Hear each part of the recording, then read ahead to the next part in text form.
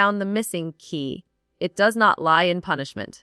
It does not lie in iron discipline. It lies in the steps of connection. In this video, I will not teach you anything. I will take you inside your child's brain so you understand the biological mechanism behind that ignoring.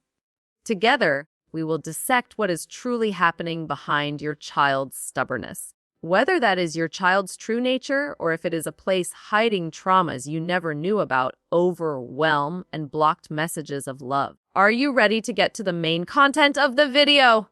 If the answer is why yes, hit the subscribe button right now, because what I am about to share will completely change how your children look at you and how you look at yourself. Let's get started. Have you ever experienced this moment? The moment when the air is suffocating, making it hard to breathe right in your own home. When you are trying to explain something to your child, you are pouring your heart out to teach them right from wrong. And then, suddenly, your little son turns around, looks straight into your eyes and screams, "Emom, estop telkai! I don't want to listen to him!" That sentence is like an arrow aimed at you. It is like a slap in the face. Especially if you are a first-time mother, this blow is 1,000 times more painful. You are also a parent for the first time. You are also trying every day to fulfill your role and mission well. You are also trying to make everything perfect. You read books, you listen to experts, you do it all out of love for your children. And to receive what in return? A rejection. The feeling at that moment is not just anger. It is a collapse. Your heart tightens. A voice rings in your head. What the hell am I doing wrong? Why does he hate me so much? And then the familiar script begins. The self-defense instinct rises. You want to scream back, "Don't be rude. I am your mother." You want to punish to regain a last bit of dignity. Or, for example, a 15-month-old girl. She toddles after you into the room. She is excited, eyes lighting up, hands grabbing anything in sight. And when you want to carry her out, the earthquake begins. She throws things. She screams and cries. She kicks. Not 5 minutes, but 30 minutes straight. 30 minutes of heart-rending crying that exhausts you. You look at your angel child turning into a ball of rage. You stand there helplessly, arms hanging down, asking yourself, will tomorrow, the day after, and 10 years from now, will things get worse than this? We often react to these behaviors with control. No throwing things! Stand in the corner. Be quiet right now. But the harsh truth is the more you try to control, the further your child pushes you away. So when you hear and go through such situations, how do you feel? Do you feel that this is because of your child or because of your parenting? First, let's find out together. Why does the phrase, "Mom, stop talking 'cause you so much pain"? Why does 30 minutes of your child crying make you want to give up? Is it because your child is bad? No. It is because inside you, especially for first-time mothers, there always exists an invisible fear, the fear of not being good enough. When your child screams, you don't hear, "I am tired." You hear, "Mom is a failure."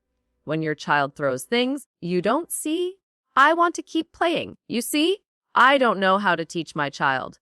That very sense of insecurity is what triggered your anger. You react harshly not to teach your child, but to protect your wounded ego. I have witnessed mothers sobbing just because their child refused to eat. They felt rejected. But remember King David, a great king, also felt weak. He prayed, "Search me, know my anxious thoughts." He dared to admit he was worried. What about you? Do you dare to admit that? I am yelling at my child because I am too tired and confused. Only when you dare to take off the perfect mother mask can you truly begin to connect with your child. Now, let's go back to that screaming 15-month-old girl. Put yourself in the child's position. When she follows you into the room and grabs things, she isn't being destructive. With a 15-month-old's immature brain, she is a scientist. She is exploring, how do I hold this? If I throw it down, what sound does it make? And when you carry her out, you are abruptly interrupting that research process. She doesn't have language yet. She doesn't know how to say, "Mom, I'm having fun. Let me stay 2 more minutes." What is the only tool she action? She throws things. She cries. That is her way of saying, "I am so frustrated. I want autonomy. I want to stay." And what about the son yelling, "Stop talking"? Maybe at that moment, his brain is suffering from sensory overload. Imagine you have a splitting headache and someone keeps standing next to you, rambling endlessly.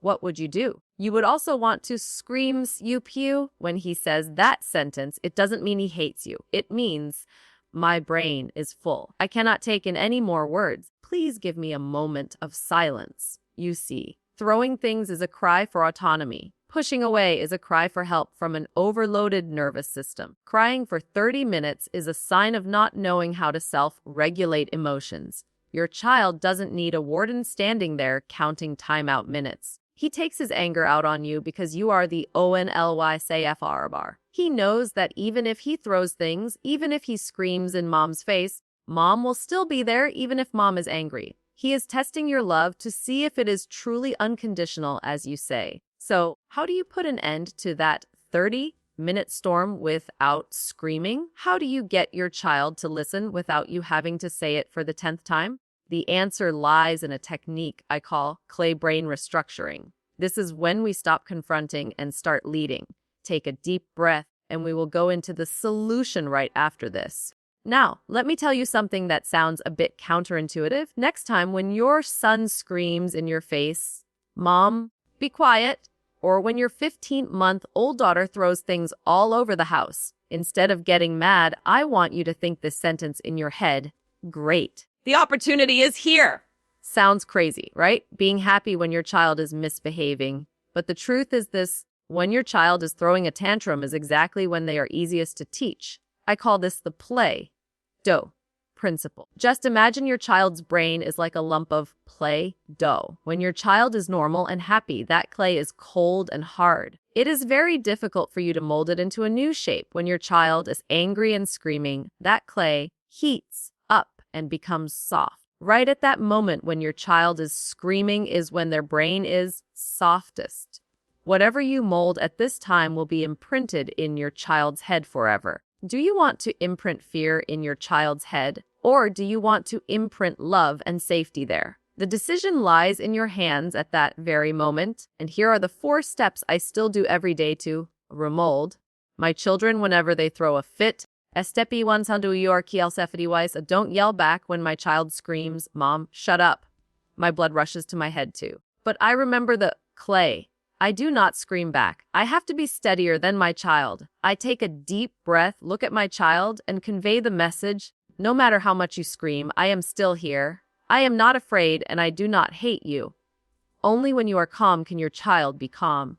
If you get flustered, you lose. Step 1, kanti fierstis. This is the most important step. The more your child pushes you away, the closer you must get. Your child throws things. Your child cries for 30 minutes. Forget about that. Do not lecture at this moment. Sit down at your child's level. Look into their eyes.